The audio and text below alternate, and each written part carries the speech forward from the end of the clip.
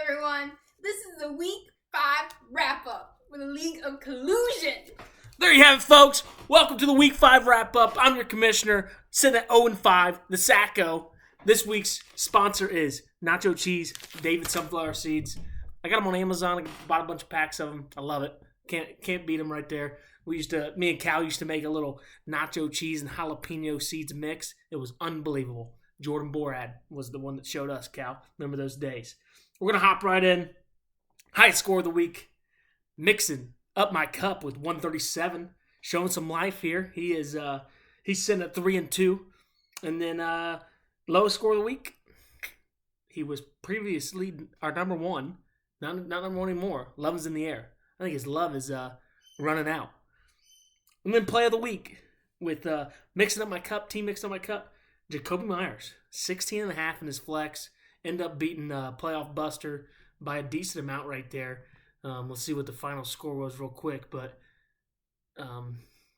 Jacoby Myers ended up doing pretty well for him in his flex. He beat team playoff buster. Let's see, what was that score? The score was 137 to 126.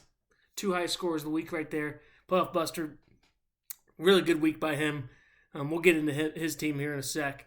But player of the week was Jacoby Myers. Looking forward to next week. Before we get into the power rankings, we have the matchup of the week is Team Doc Helton versus Dirty Mike and the Boys. Dirty Mike and the Boys kind of making a statement right now. They're 3-2, scoring some points, doing pretty well. I gotta watch this free ad real quick for the League of Collusion about Xfinity.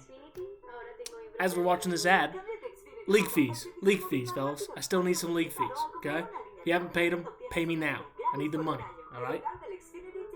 We'll wait for this ad to get over and we'll get into it. But, so with this matchup, all right, we got Justin Herbert versus Brock Purdy. Herbert's got the Cowboys. Purdy's got the Browns. I'm going to say San Fran and the Browns are in a low-scoring matchup. It's going to be about 20 to 10 maybe. Now, the Browns don't have Deshaun Watson, so probably like 20-3, but Browns' defense is pretty good. So I'm going to take Herbert on that one. C-Mac versus Derrick Henry. I'm taking C-Mac. Rashad White versus Isaiah Pacheco. I heard that the Chiefs are just going to run the ball all night long, so I'm taking Pacheco. That is 2-1 Doc Helton so far. Tyreek Hill versus Terry McLaurin. I'm taking Tyreek Hill. Amari Cooper versus Devontae Smith. That's a pretty good matchup there, but I'm going to take Devontae because of Deshaun Watson not playing. So that is 3-2 so far. Evan Ingram versus Mark Andrews. I'm taking Mark Andrews. That's 3-3 so far. Travis Kelce versus KJ Osborne. Justin Jefferson's out. They're playing the Chicago Bears. Travis Kelce's playing the Denver Broncos. That's a tough one. I'm going to end up taking Travis Kelce's. Dirty Mike and the Boys are up 4-3. Ravens defense versus Tennessee and Chiefs defense versus Denver. I'm going to say it's a wash. Jake Elliott and Evan McPherson. I'm going to say that's a wash. So at the end of the day, Dirty Mike and the Boys takes 4 and Team Helton takes 3. So, at the end of the day, I think I'm going to take Dirty Mike and the Boys, as long as McCaffrey or Hill don't go over 25 points. Once they get over 25 points, I think those two just go nuts. But let's hop into the power rankings, all right? Showing you the board here. Coming in right here. See if you can see it. We'll just put that board up for a sec right there. You see it all. Coming in first is Doc Helton. Doc Helton is just dominant work with Tyreek Hill and C-Mac. In second, Dirty Mike and the Boys. Tough week, but good. He had a good roster. Plus, Brees Hall's back. His roster's pretty good.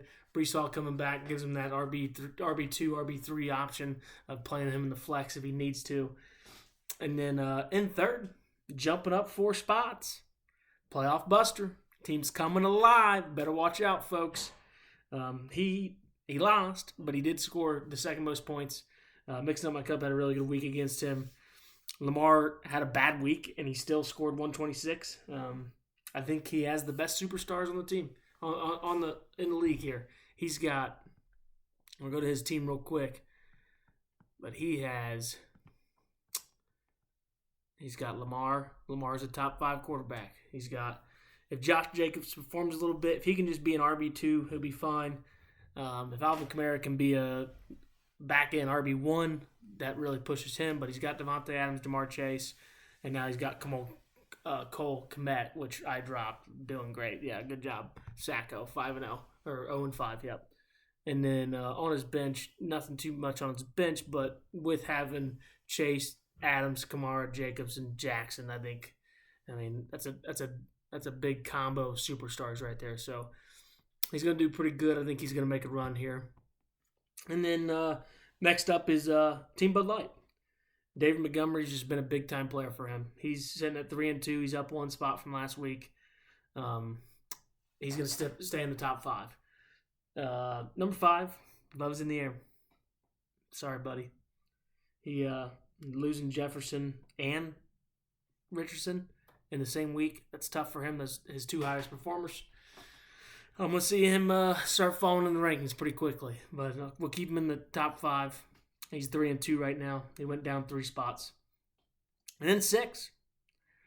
Up 4 spots from last week. He got his first win. Team Burrow, my facing your TDs. He's playing better. Wide receiver duo in LA. I mean, what is that with Puka and Cooper Kupp? But averaging, going to give him 30-plus points between 2 wide receivers every week. And then in 7th, I had to put him down. He did beat Playoff Buster, but he's 3-2. He's going up 1 spot from last week, but even though he beat somebody that's in the top 5, he's losing A-Chain, or whatever his name is, A-Chan. No superstars without Barkley on his roster, so don't see him making a big splash. And then this one hurts a little bit. In 8th, he's 4-1. He's down 2 spots from last week. He won again. His team Phil's Auto. He's got Jalen Hurts with no superstars. He lost Nick Chubb. I think his luck's running out. He's not going to enter the top 5 ever again the rest of the year. Team Cal. Sorry, buddy. I keep rooting for you. He's 1-4. He's down 5 spots from the week before. He's injury prone, bye week prone right now. Waiting for his team to get healthy. Once Eckler, Jones, Keenan Allen, that whole combination gets ready, I think he's going to make a splash. And then in 10th, myself at 0-5. It's tough down here. Wide receiver trio is just not combining together here. And then also go back to Team Burrow in 6th. With Burrow playing better, his team could be very dangerous with having his roster. So that is your wrap-up. I'm your commissioner coming at you. That was your Week 5 wrap-up of the League of Collusion. If you have any questions, comments, or concerns, come at me. I'm out. We'll see you next week.